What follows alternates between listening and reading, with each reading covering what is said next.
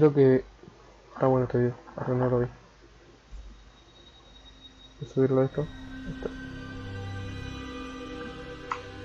Si me preguntaran qué juegos han influido al terror en los últimos 10 años, esos serían PT, véase la extinta demo del extinto Silent Hills y especialmente Outlast. Quitando excepciones como los remakes de Resident Evil, remakes que no son más que un calco de juegos de antaño, y multijugadores asimétricos con temática de horror como Dead by Daylight, la gran mayoría de juegos de terror, especialmente en el terreno indie, caen en los tropos establecidos por Outlast. Y no es ninguna sorpresa, con poquísimas mecánicas y una estructura sencilla pero efectiva, Outlast consigue transmitir tensión y dar miedo el tiempo suficiente para que, dada la corta duración de la obra, no llegue a cansar. La quemada, sencilla pero eficaz fórmula del terror de estar completamente indefenso. Fuck. Arre. Tiene verdad, boludo. Tiene verdad, tiene realidad. Che, como que está muy fuerte, ¿no? A ver ahí. A ver ahí. Es que sí, boludo, si se ponen a pensar. No tenés arma, nada, no te puedes defender. Outlast tiene un arranque por lo bajo, es bastante calmado, sembrando una atmósfera. Estás metiéndote en un lugar bañado por un aura de perversidad y misterio. Un misterio que se irá desvelando poco a poco a lo largo del juego. Nuestro protagonista, un periodista de nombre Miles Upshur, se adentra en el manicomio Murkoff para indagar en el oscuro secreto que se halla en él y que nadie más se atreve a investigar, desembocando en una interesante trama de experimentos humanos y fanatismos religiosos, y luego en un mediocre tramo final de estilo pseudo sobrenatural. Pero regresando al comienzo de la aventura, en este empiezas muy despacio. Hay pequeños sustos ocasionales, pero el peligro se toma un tiempo en llegar, tiempo que se agradece. Es bueno dejar unos minutos de calma en los que, a pesar de estar claro que hay algo fuera de lo normal, no hay ninguna amenaza directa, por lo que permite dar un tiempo a establecer una atmósfera. Y lo digo en serio, hasta que aparece el primer enemigo de verdad pueden pasar unos 20 o 30 minutos si te das el tiempo de ir con calma, porque los internados que aparecen hasta ese punto o bien no te atacan o no pasan de ser jumpscares. Ya desde entrada, desde la propia pantalla de inicio, se te deja una idea clara. Ahí es alto extremo, igual. No puedes defenderte, y eso es la base de todo el juego. Miles es un mero periodista, no un luchador, por ende no es capaz de defenderse, solo puede huir y esconderse. Eso te pone en una posición de inferioridad ante los enemigos, a nivel narrativo porque son más fuertes y peligrosos que el protagonista, y a nivel jugable porque no puedes hacerles nada. Eso te hace sentir débil, y como no sabes cuál internado puede ponerse agresivo, al menos la primera vez que juegas, eso te hace temerles a todos. En la parte del pabellón, casi al comienzo de la aventura, estás rodeado por unos cuantos internados. Ninguno de ellos te hace nada ni aunque les pases por al lado, pero al menos a mí me daba miedo que se me acerquen, porque justamente no sabía si ellos me iban a hacer algo a mí, pero sí sabía que yo no iba a ser capaz de hacerle nada a ellos. Por eso jugaba de manera precavida, por eso no corría el riesgo de averiguarlo, al menos de entrada. Además de que su comportamiento perturbador da mucha cosa. Entre ellos destacaban dos en particular, unos gemelos que están detrás de una puerta nada más salimos de nuestra celda. A diferencia de otros pacientes, ellos se muestran de forma calmada y hasta racional si los comparamos con otros enemigos, dada su tranquilidad a la hora de hablar. Más adelante vuelven a aparecer de la misma manera, tras una reja con una actitud tranquila y amenazante. Expresan su macabro deseo de asesinar al protagonista por el mero placer que les produciría. Cuando te atacan no emiten ningún tipo de ruido y lo hacen acercándose lentamente, siendo particularmente escalofriante esa parte en la que avanzas por un pasillo estrecho y uno de ellos se te aparece por delante, y cuando decides volver sobre tus pasos, el otro sale por detrás para rodearte, forzándote a actuar rápido y salir por la ventana. El resto de enemigos, aunque muy distintivos en su diseño, tienen un comportamiento bastante similar entre ellos, patrullando por las distintas zonas para buscarte y persiguiéndote a las corridas cuando te han visto. Me agrada que algunos, más que nada los jefes, tienen una personalidad muy marcada y macabra. Mi favorito es el Dr. Rick Trager. Su personalidad es escalofriante, mezclando una actitud educada con su macabro sadismo lo hace muy perturbador. Y su segmento es uno de mis favoritos. En él tienes que mover unos muebles para destapar las puertas que están bloqueando. Una para buscar la llave del ascensor y la otra para llegar a dicho ascensor. Te obliga a administrar el tiempo, pues lógicamente mover los muebles tarda unos unos segundos. Segundos en los que estás a la vista, por lo que debes esperar a que el doctor esté de espaldas y hasta puede que debas tomarte varias tandas para poder mover el mueble por completo. En este segmento, así como en todo el juego en general, hay un elemento que juega un papel fundamental: la oscuridad. Las instalaciones de manicomio son muy oscuras, cuesta una barbaridad ver en la mayoría de sus cuartos y tu única fuente de luz es tu cámara, concretamente la visión nocturna de esta. Esta es la mecánica insignia de la saga. La cámara con visión nocturna no es una linterna, nos permite ver en la oscuridad, pero no con mucho alcance y no mucha claridad, dado ese tono verde tan característico. Esta requiere de una batería para ser utilizada. Batería. Che, acá me está apareciendo un coso de Silent Hill. ¿Es bueno ese?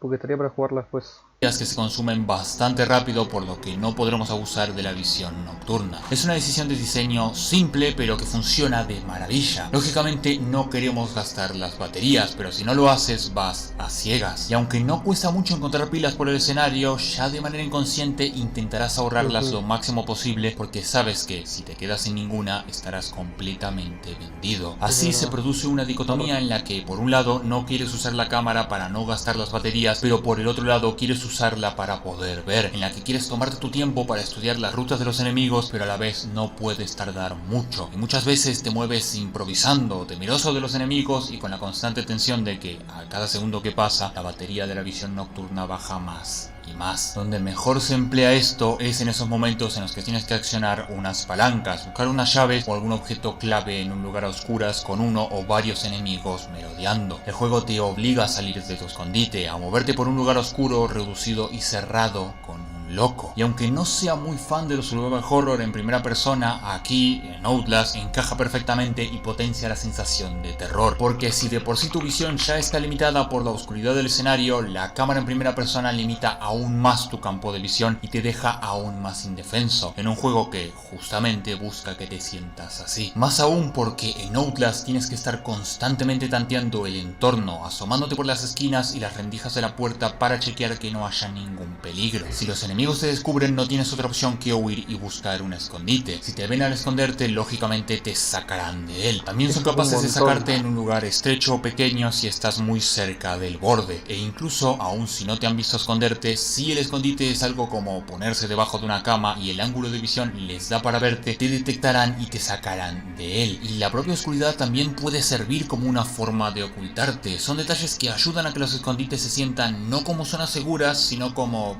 eso, escondites de verdad. Un detalle que me gustaba al principio, pero que luego lo sentí algo artificial, es que si consigues escapar de un enemigo y te escondes, por ejemplo, en un casillero, este siempre revisará el de al lado. La primera vez me cagué encima porque pensaba que me había salvado de milagro, pero luego de unas cuantas veces me di cuenta de que siempre hacía lo mismo y perdió completamente el efecto. Si bien el miedo del juego recae casi por completo en el sentimiento de indefensión, de no ser capaz de defenderte, la ambientación pone mucho de su parte. La atmósfera de manicomio es brutal, los escenarios tan gore suman muchísimo, a pesar de que el juego no ha envejecido bien en lo gráfico, especialmente en los modelados de personajes y algunas animaciones algo sosas. Que sí, es cierto que este es un juego de 2014, pero este es un juego de 2003 corriendo en una Play 2 y aún así se ve mejor que muchos juegos de la actualidad. No obstante, a pesar del apartado gráfico, el apartado artístico y la atmósfera en muchas situaciones consiguen compensar, y en esto vuelve a jugar un papel importante la oscuridad. Hay una parte en la que tenemos que pasar por el patio de un manicomio. La penumbra es total, apenas puedes ver, y al ser todo tan abierto, al menos comparado con los pasillos del sanatorio, te hace sentir que estás en medio de la nada, perdido y con la incertidumbre de si estamos solos o no, y de no ser así, de dónde aparecerán. Otra parte que consigue algo similar es cuando perdemos la cámara. Te cambia por completo todo lo establecido, porque si de por sí ya estabas indefenso antes, ahora no puedes ver nada, y para llegar hasta donde cayó la cámara tienes que pasar por una seguidilla de cuartos en completa oscuridad, con el miedo constante de que te aparezca algo y que no lo puedas ver. Es verdad que los enemigos no aparecen hasta que recuperas la cámara, pero es esa incertidumbre, esa duda de saber si hay alguien acechándote, ese miedo a lo que no puedes ver. Además, poner enemigos en un segmento en el que no puedes ver nada habría resultado más frustrante que terrorífico. En estas partes, así como en muchas otras, la obra se encarga de jugar jugar con tu cabeza, solo que algunas veces mejor que en otras. Por ejemplo, aquí tienes que pasar por un pasillo donde hay un paciente en silla de ruedas. Lo normal, lo que uno esperaría es que al pasar por su lado, este nos salte encima, pero no lo hace. Lo mismo con los internados en la otra habitación. Tienes miedo de que te ataquen, pero ninguno lo hace. El juego consigue que bajes la guardia. Una vez tienes la tarjeta de seguridad, te toca volver sobre tus pasos, y eso implica volver a pasar por este pasillo. Quizás yo ya jugué muchos juegos de terror y estas cosas ya me las vuelo, pero estaba convencido de que el juego quería que yo baje la guardia para, al volver a pasar por aquí, me agarrase desprevenido. Y efectivamente... Encima vuelven a hacer algo parecido más adelante.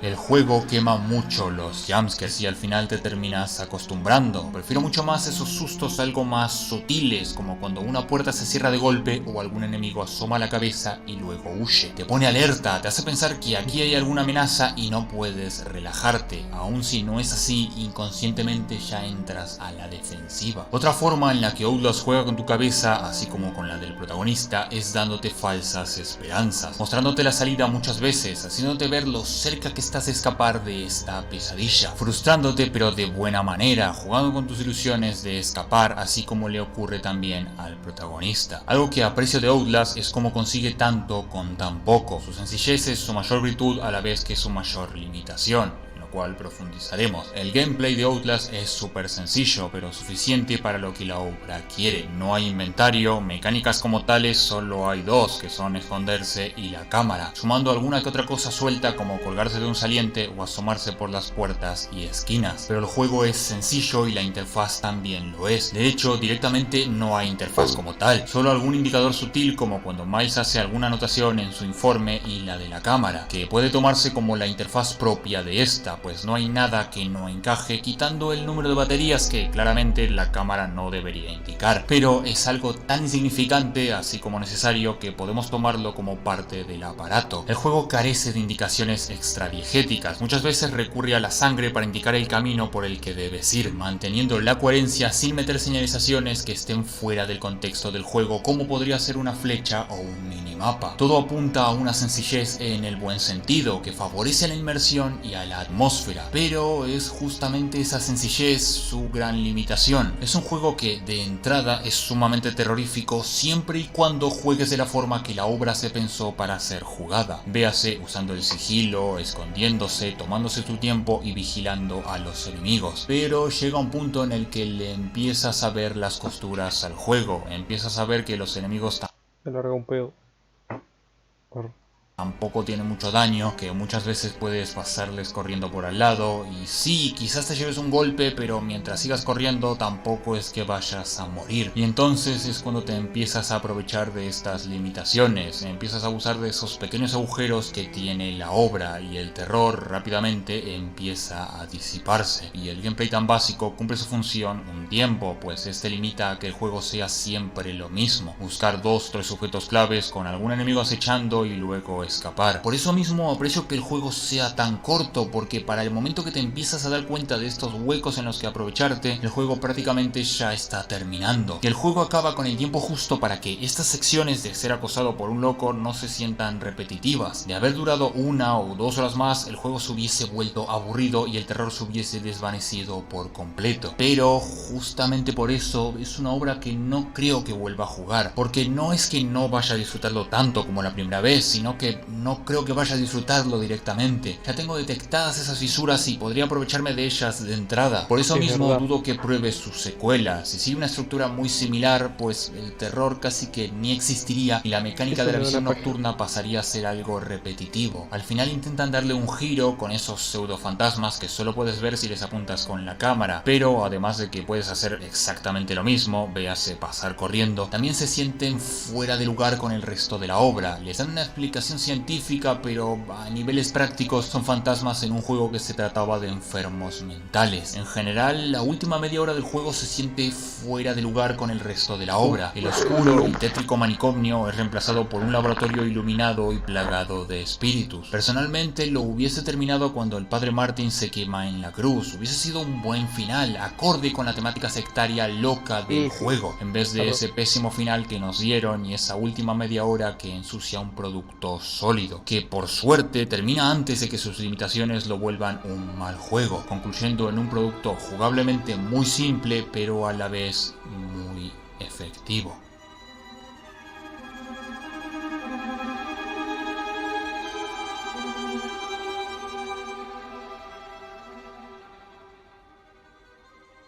Ah, arre.